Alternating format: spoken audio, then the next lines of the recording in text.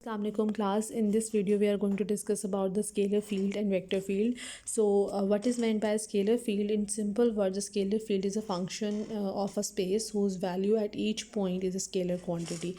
So the scalar field is basically a function which is going to produce the scalars at the end, that is which is going to be defined in terms of scalar, so that whenever I put the some value of x, y and z or the corresponding point, I'm going to have a scalar function or the scalar number at the end. And such functions are named as the scalar functions of position or the scalar point functions or the scalar field phi defined in for example, here I'm going to define the function phi depending on the where points x, y, z, because we are going to define phi in the space. It could be r3, r2. Whenever we am going to solve this function, I'm going to have a scalar value or a scalar number, then this is named as the scalar function or the scalar point function or scalar field.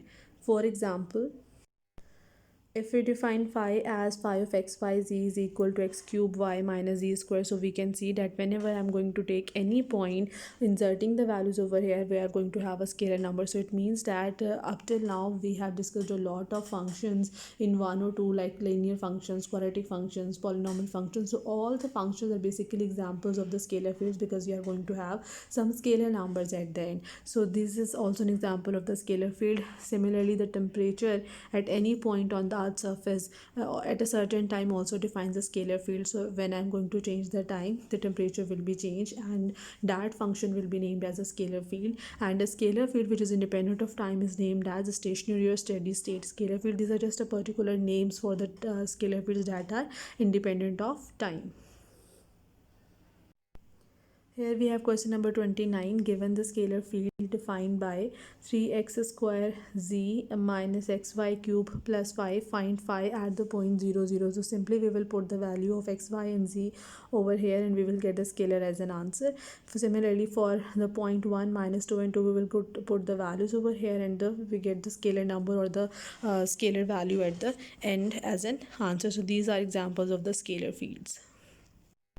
As we define the scalar field, we can also define the vector field. That vector field is a simple function which is going to produce the vectors at the end, or which is going to define vectors for each point of the domain or for the each point in the region R. So such functions are named as the vector function of position or the vector point function or the vector fields. For example, here you can see that if we define the function v of x y z as x square y I cap minus 2yz cube j cap plus x square z k cap. So you can see that when I'm going to put the values of x, y and z, the components will be changed, but we will get a vector being the I, j and k components. So it is going to be a vector field. Similarly, the velocity at any point within a moving fluid at a certain time is a vector field, and a vector field which is independent of time is named as stationary steady state vector field, as we have discussed for scalar field too.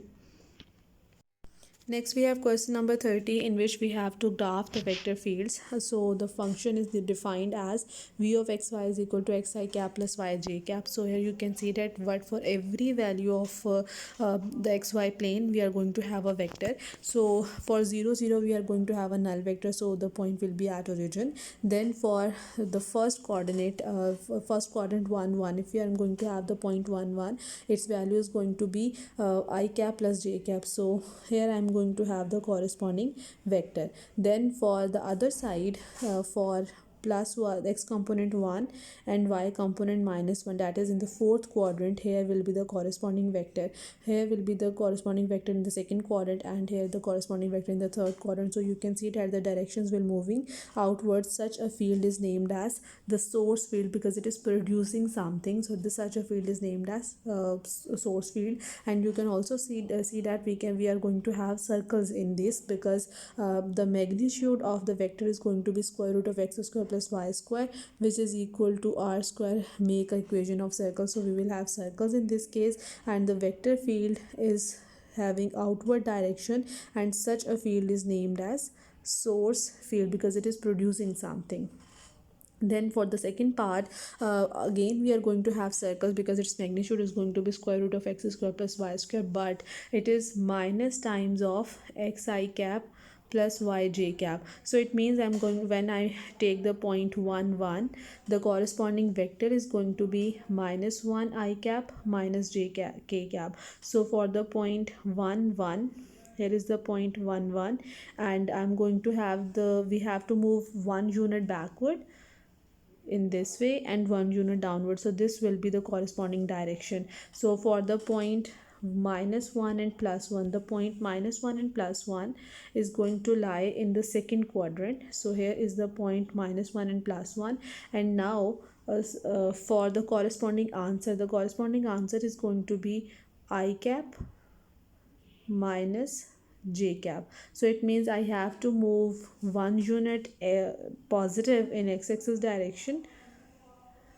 that is this one, and then in downward direction. So this will be the corresponding point in this case. So you can see that in this case the angles are going to be, or you can, simple words, we can define a vector field in this way, that if my point is 1 1, so this is my point 1 1, here is my point 1 1, and here is the corresponding point minus 1 minus 1, so the direction will be in this form.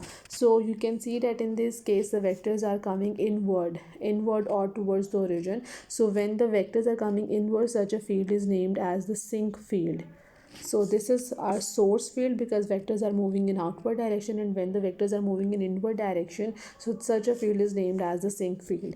Now for the third vector field, xi cap plus yj cap plus zk cap, as this is three-dimensional vectors, and we know that in this case we are going to have spheres or the surface of the sphere. So this is how, and obviously this field is going to be a source field because we have all the positive components. It means that the vectors will having outward direction, so such a field is going to be a source field in this case.